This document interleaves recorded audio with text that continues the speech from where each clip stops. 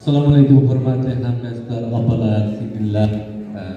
Sizlarni 8-marta Xalqaro xotin-qizlar bayrami bilan qalbimdan jamoamiz yigitlari nomidan tabriklayman.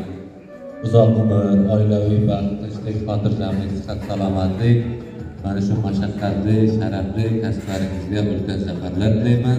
Doimo mana shunday baxtimizga atirgulday ochib yuribdi. Rahmat.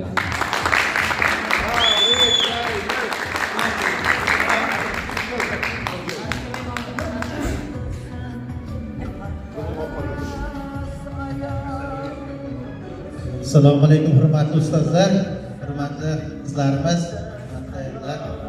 Bugungi bayramingiz bilan sizlar uchun qalbimizdan tabriklaymiz.